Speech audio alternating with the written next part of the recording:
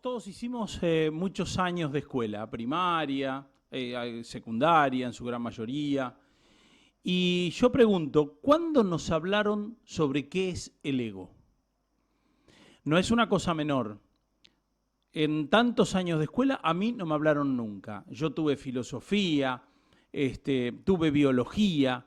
Nunca se me planteó como tal qué es el ego. Y siempre tuve una noción de que el ego era algo malo, de pequeño, ¿no? Porque te lo dicen. El ego es malo, sos un egoísta, no me das esto, sos un egoísta. Hoy vamos a hablar sobre el ego. El ego no es necesariamente malo. Y hoy vamos a desarrollar ese tema.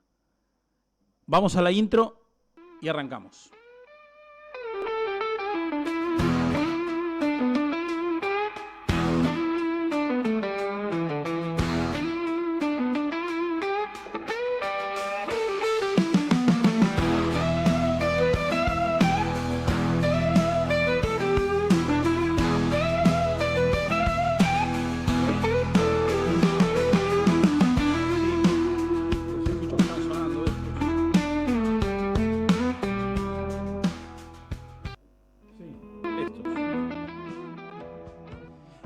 Muy bien, comenzamos. Esto es Estación López, yo soy Daniel López.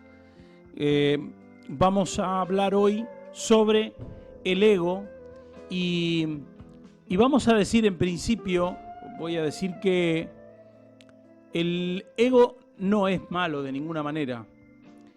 Es una función que nosotros tenemos con diferencia al resto de los animales. El ser humano tiene la capacidad de autopercibirse. Y eso es precisamente una de las funciones principales del ego. La posibilidad de vernos, de autopercibirnos. Para eso es necesario hablar sobre la personalidad, porque el ego no es otra cosa que una herramienta de la personalidad. Y la personalidad, en su conjunto, es una herramienta de la supervivencia. Nosotros somos personas que estamos preparadas para sobrevivir, pero no por una cuestión de voluntad. Incluso nosotros, no haciendo nada, estamos preparados para sobrevivir. Hay un ser que está dentro nuestro que es más primitivo, digamos, que es más primero y que es el que lleva la esencia de nuestro ser. Y ese ser primitivo que está dentro nuestro, esa pulsión primitiva, es la que nos lleva a nosotros precisamente a sobrevivir como sea.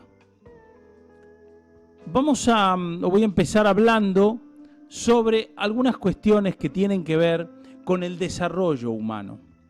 Y luego vamos a ir puntualmente a aspectos que tienen que ver con el ego.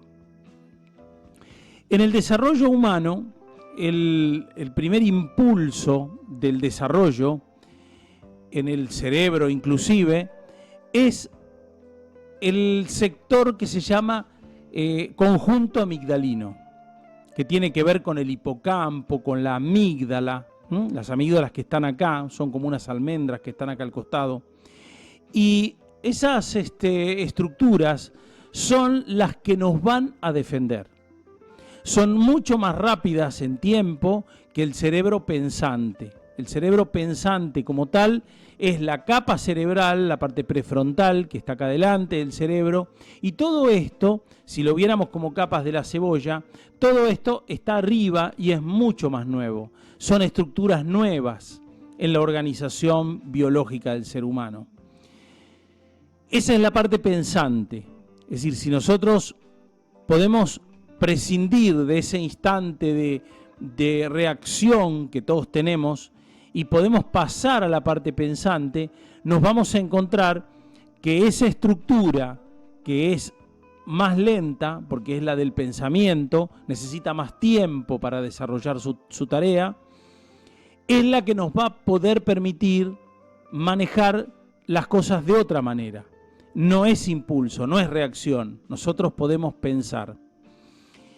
El ego humano precisamente se aloja en esas partes. Si nosotros decimos, ¿dónde está dentro del ser humano el ego? Ese aliento de supervivencia que nosotros tenemos, bueno, está instalado en nuestro ADN, en nuestro ser.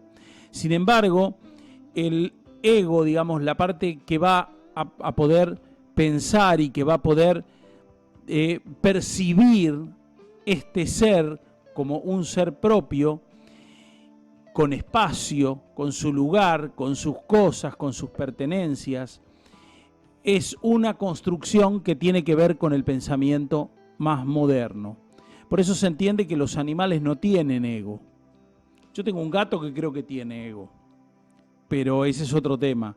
El ser humano es el animal que sí puede tener ego porque tiene conciencia de sí mismo.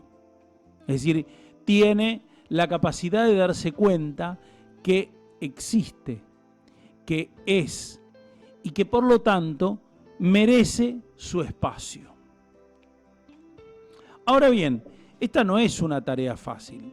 O sea, el hecho de que yo diga merezco mi espacio, que hoy hay una estructura universal muy desarrollada en el sentido de respetar los espacios y cada vez se irá más, digamos, hacia ese lugar. Durante mucho tiempo en la historia esto no fue así. Y el ego permitió que el ser humano pudiera defenderse, pudiera presentarse ante el mundo y decir, acá estoy, este soy yo. El ego es supervivencia, básicamente es una herramienta, es una de las herramientas estratégicas de la supervivencia.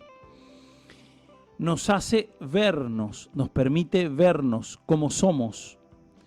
Y la personalidad, que es el ego es parte de la personalidad, digamos, reúne todos los aspectos que forman al ser humano en cuanto a su constitución, y que tiene que ver, la personalidad se va armando en los primeros años de vida de la persona.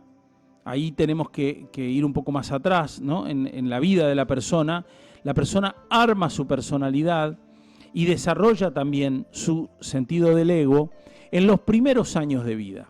Cuando es prácticamente un niño, 2, 3 años, el niño empieza a tener noción de sí mismo, de que es. Durante la historia, de muchas maneras se trató el ego y desde muchos enfoques distintos. Bueno, digo, la biología le asigna un lugar al ego, ¿no? Y habla de los neurotransmisores como la dopamina, el cortisol. La dopamina es el neurotransmisor del placer. El cortisol es el neurotransmisor del estrés. La serotonina, también un neurotransmisor que es muy importante para la felicidad, para el estado de ánimo. Y la biología busca una explicación desde ahí, desde ese lugar. El ego va a generar precisamente el estado de ánimo que nosotros podamos percibir. Nos va a permitir percibir, y a través de la percepción que nosotros tenemos del mundo, de nuestro entorno, vamos a tener un determinado estado de ánimo. Si nosotros hablamos desde la psicología, para la psicología nuestras estructuras están basadas precisamente en la comprensión de nuestro espacio, de nuestro ser, y la conciencia que tenemos de nosotros mismos. La psicología habla precisamente de eso, de percepción, autoconciencia, autopercepción.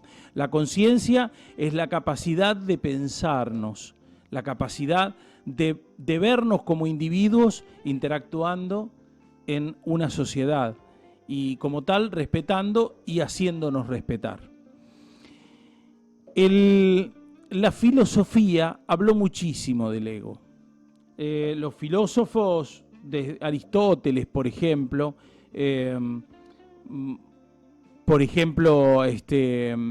Spinoza, todos los filósofos fueron hablando sistemáticamente de la idea del ego.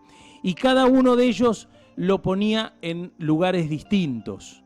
Lo asociaban o dentro del cuerpo humano, o muchos lo asociaban afuera del cuerpo humano, como parte de un conjunto que tenía que ver con algo más que el ser humano. Incluso a la espiritualidad se la veía, digamos, como que no era parte del cuerpo humano y como que era algo que nos estaba dado. La filosofía también tuvo muchos enfoques. Y hoy mismo, si nosotros preguntáramos qué es el ego, daríamos cuenta que tenemos muchas formas distintas de interpretar al ego. Cuantas más personas uno pregunta qué es el ego, hay maneras distintas de ver el ego, maneras distintas de interpretarlo. El ego es la parte de nosotros que nos permite pensar, sentir y actuar desde este lugar, desde el lugar de la percepción del ser. Nosotros somos. Esto que parece una cosa de primer grado, no lo es tanto, porque mucha gente tiene muchos problemas con el tema del ser. Tanto sea por tener su sentido del ser devaluado, es decir, un ego bajo, o tener el sentido del ser súper exacerbado, es decir, pasado de rosca. Y ambas son malas. Es muy difícil encontrar un equilibrio para el ego. Es muy difícil. Necesita mucha tarea interior, necesita correcciones todo el tiempo. Y una de las maneras de darnos cuenta es escuchar. La escucha es muy interesante porque es el faro que nosotros tenemos. Hay muchas veces que nos dicen cosas y de nuestro comportamiento, de las cosas que nosotros decimos, de las cosas que nosotros hacemos, y a nosotros nos enoja de alguna manera. Encontramos como que lo que nos dicen es agresivo, es como que nos está provocando un dolor. Y sin embargo, mucho de esto que nosotros recibimos cuando interactuamos con nuestro entorno, tiene que ver precisamente con la forma en que nuestro ego se expone al mundo. Y también tiene que ver con la percepción del otro, porque el ego es también percepción. Y mi ego percibe determinadas cosas de esas otras personas con las que yo interactúo. El ego es percepción. No necesariamente lo que el otro percibe es lo que realmente uno cree que es. Porque siempre es percepción. Siempre estamos construyendo el mundo desde la percepción. ¿Cómo saber si el modo en que vos ves el mundo es exactamente al que yo veo? Podemos pensar que vemos el mundo más o menos de la misma manera porque vos estás equipado con las mismas estructuras que yo. Vos tenés ojos igual que yo, tus ojos dentro están formados con las mismas estructuras que los míos. Vos tenés oídos y son similares a los míos, trabaja más o menos de la misma forma. Vos tenés órganos que son más o menos como los míos. Entonces podemos percibir, podemos tener la idea que lo que nosotros percibimos es más o menos lo mismo. La composición que nos hacemos del mundo es más o menos la misma porque tenemos los mismos órganos. Pero ¿cómo saber si es exactamente lo mismo? Entonces, que vos percibas algo de mí no significa que es lo que realmente sea. Al revés, que yo perciba algo de otros no significa que eso realmente sea así. Es mi percepción. Sin embargo, eso permite armar un mapa. Y con ese mapa que nosotros tenemos armado dentro nuestro, vamos por la vida. Nos vamos moviendo, nos vamos relacionando. Yo creo que una de las maneras más importantes de reconfigurar el ego, de validar, porque en general nosotros, o dentro nuestro, una parte nuestra necesita y siente que el otro la tiene que validar. Es el precio que pagamos por vivir en sociedad. Sin embargo, una manera que nosotros tenemos para poder regular nuestra manera de ser y adaptarla a ese entorno social para formar parte, es trabajar sobre nuestro ego.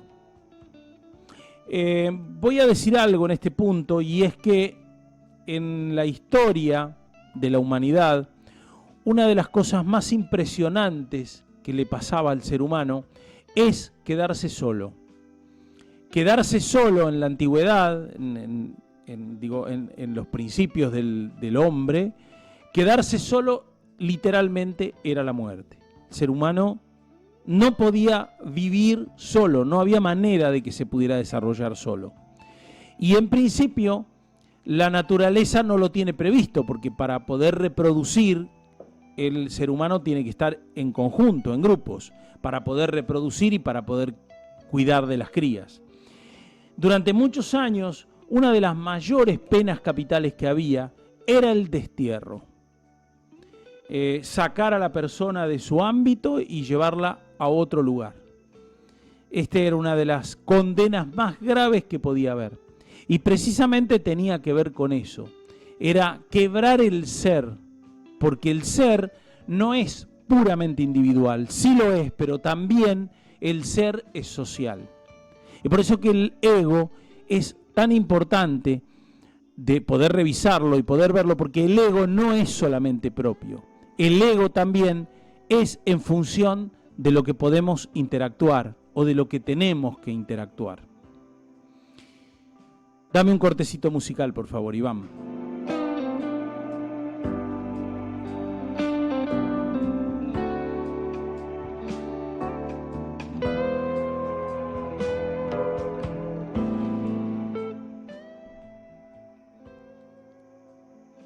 Algunas veces me dijeron cosas que me dolieron mucho. A todos nos pasan. A todos nos pasa. A todos nos dicen algo y nos duele. Nos tocan algo dentro nuestro y duele. Muchas veces ese algo tiene que ver con lo que nosotros tenemos como inconsistencia. Porque en el fondo, bien en el fondo de nuestro ser, nosotros sabemos qué es lo que está bien y qué es lo que está mal. Y cuando alguien toca esas estructuras, algo dentro nuestro salta. Ese sistema amigdalino del que hoy hablaba, ese sistema que es tan primario y que está para custodiar el ser, para que nosotros podamos ser como tal, se ve amenazado y entonces saltamos como leche hervida. Después, cuando uno lo piensa, a lo mejor no es para tanto lo que nos dijeron, o sí. Nuestra forma de transitar por el mundo es con los patrones que tenemos aprendidos. Cuando nosotros vamos viviendo en nuestra vida de niño, cualquier niño, va recibiendo el alimento, la protección, y a la vez va recibiendo una carga educativa en todos los sentidos que tiene que ver con los patrones que nosotros vamos a instalar. Ahí va a estar todo cargado. Nuestra religión, nuestro modo de mirar la sociedad, nuestro modo de mirar a los semejantes, nuestro modo de mirar a los padres, nuestro modo de ver el dinero. Otra de las cosas, ya vamos a hablar en otro programa próximo, vamos a hablar del dinero. Otra de las cosas que jamás se nos habla en la escuela, salvo para hacer una cuentita, no se los dan ningún tipo de educación que tenga que ver con el dinero, con el manejo del dinero. Pero no me quiero ir de tema ahora. Entonces digo que todo ese bagaje que nosotros vamos mamando de chiquitos va formando nuestros patrones de conducta y va armando nuestra personalidad. Va armando el modo en que nosotros nos vamos a presentar ante la sociedad, porque tenemos que armar un escudo de supervivencia. Y el ego, dentro de esas características que nosotros vamos adoptando, digamos, en base a todos estos patrones de estímulo que fuimos teniendo, el ego también va a formar una manera de relacionarnos, una manera de contestar, una manera de mirarnos, una manera de mirar al otro. Y cuando nosotros venimos más grandes, ese ego tiene que interactuar con otros egos. Y ahí empiezan los problemas. Ese es precisamente el punto donde empiezan los problemas. Cuando nuestro ego empieza a interactuar con otros egos que son tan elevados o tan bajos como el nuestro. Ahí empieza el mundo, digamos, a complicarse cuando la persona viene un poquito más grande. Voy a leer algún mensaje que me han mandado. A ver. Excelente programa, Daniel. Te felicito y agradezco que siempre nos estés enseñando. Este es Andrea Martín, que es una colega, escritora también, y aparte ella es música, no sé si está bien dicho, música. Y acá me ha mandado un audio, pero no lo puedo escuchar. Dice que nos estés enseñando. Bueno, ves, acá hay un tema, ¿no? Yo por mi característica, y lo voy a decir, soy el ayudador, digamos. La característica psicológica, un formato psicológico que tiene que ver, por ejemplo, con el eneagrama, no voy a hablar de eso ahora porque complicaría la cosa, tiene que ver con el formato del ayudador. El ayudador es un personaje que va por el mundo intentando ayudar. Ahora, ¿por qué? Cuando nosotros empezamos a escarbar, ¿por qué? Vamos a encontrar que hay en nuestros patrones de algo que disparó ese formato. ¿Por qué yo termino siendo ayudador? Bueno, en principio porque tuve una mamá muy altruista. Una mamá que tenía una mirada altruista de ayudar, y me lo inculcó de pequeño. Y cuando yo me quería desbandar me decía, no, esto es así, desde su formato, ¿no? Son los patrones que fui teniendo. Y aparte, yo me crié sin padre. Y al criarme sin padre, dentro de mi estructura más interior o más precaria, yo deseaba ayuda, no porque tuviera problemas, pero bueno, uno se reconoce desde la esencia, desde el ser que hablaba, uno se reconoce en inferioridad de condiciones, y entonces lo que desea es ser ayudado. Cuando uno viene grande, intuitivamente va a tratar de reparar esos circuitos, va a tratar de repararse, va a buscar una manera intuitiva de repararse, aunque yo no lo piense. Esto, digo, tiene mucha elaboración ya a esta altura de mi vida, ¿no? Y entonces yo me transformo en ayudador, inconscientemente. Yo durante muchos años di clase, no de esto, de electrónica, que es mi materia. Durante muchos años tuve escuela, durante muchos años hablaba y mucha gente se juntaba, digamos, a escuchar, porque tocaba un tema, y tengo este formato que parece tipo escuela. Bueno, pido disculpas porque no es lo que yo quisiera, pero es la manera que sale porque todas mis estructuras están armadas así. Alguien del otro lado puede verlo, como Andrea, por ejemplo, y lo dice de una manera muy amorosa, y lo ve de una manera muy amorosa, y otras personas pueden percibirlo desde otro lugar y pueden verlo no de esta manera, sino como que yo estoy tratando de digitar la vida de los demás. Alguna vez alguien me lo dijo, y no hace mucho tiempo, una persona me dijo, vos, enojada, me dijo, vos siempre estás tratando de decirle al otro lo que tiene que hacer. Me parece bien, es su percepción, yo no dije absolutamente nada, respeto lo que otra persona dice y puedo entenderlo, puedo entender que esa sea su percepción, y por eso digo que cada uno percibe desde su ego, desde su propio ego, que no es malo ni bueno. El ego es constitutivo, no es algo malo, no es algo bueno, nada, es una parte, es una herramienta que tenemos más, como tenemos la herramienta de la respiración, por ejemplo.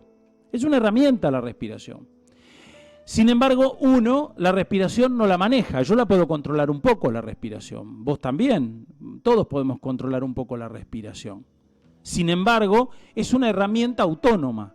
Y el ego también es una herramienta autónoma. Yo, con mi conciencia y con mi pensamiento superior, puedo morigerarlo, puedo acomodarlo, puedo encontrarle una manera para que no haga daño a los demás. Porque en definitiva soy un ser social y también quiero vivir en sociedad. Quiero ser apreciado, quiero ser amado como todo el mundo, quiero que me valoren, que me respeten, que me validen. Todo eso, como cualquiera. Y entiendo que el costo social que hay que pagar para eso es tener una apertura para escuchar al otro, para darle lugar al otro, para escuchar qué piensa el otro. Es decir, dar lugar también a su propio ser, a que pueda interactuar conmigo. Si yo tuviera un ego súper elevado, bueno, no escucharía, por ejemplo. Yo trato de ejercitar la escucha todo lo que puedo y escucho a todo el mundo. Escucho los argumentos. No necesariamente tengo que estar de acuerdo, pero escuchar es muy importante porque al escuchar uno valida al otro, valida el ego de la otra persona. Voy a leer un poquito los mensajes que tenemos. ¿Me ponés por favor en pantalla? Que quiero saludar un poquito, Iván, si es posible. Y ya nos vamos a ir a la tanda. En un minuto más nos vamos a la tanda. Dice, me gusta lo de ayudador, dice Andrea. Bueno, muchas gracias. Como maestra siempre dije que los niños aprenden solos, con la guía del adulto. Qué lindo esto, qué lindo que esta mirada de que los niños aprenden, porque a los niños hay que guiarlos. Ellos, dentro de ellos, ya tienen su percepción. Por más que sean chiquitos, un niño chiquitito ya tiene su percepción. Y uno los tiene que guiar. Desgraciadamente, demasiado hacemos para meterles cosas a los niños en la cabeza. Ellos podrán incorporar conocimientos cuando estén preparados para ello. Coincido plenamente, Andrea. Excelente programa, mi querido amigo. Tema importante si lo hay y sos muy claro al exponerlo. Gracias por tu amistad. Abrazo fraternal de José Luis Cabo Bel, que es un amigo. Juan Lina me dice, hola Dani, genio. Bueno, gracias Juan. Juan es farmacéutico. Bueno, hay muchos mensajes. Hola Dani, querido. Falduto Cristian es un amigo también. Bueno, no sé si estaban en pantalla. No los pude ver. Acá están a Claudia López, excelente, interesante tema. Ricardo Mouso, buenas tardes Dani, gracias. Javier Gómez, muy buen programa. Daniel, Cintia Galarza, te mando un beso grande. Hola Daniel, buen programa. Y Damián Cristóf presente, gracias. Bueno, casi todo. Ricardo Mouso, claro, por supuesto. Sí, clarísimo. Bueno, de ningún modo esto pretende ser la conclusión de este tema. Es simplemente un disparador. La pregunta es, ¿qué pensás vos que es el ego? Para que trabajes con vos mismo, para que pongas en contexto en qué lugar está tu ego, dónde tuyo ubicás el ego. Algunos filósofos lo ubicaban en el corazón al ego. Baruch Spinoza decía que el ego estaba en el corazón, concretamente. Bueno,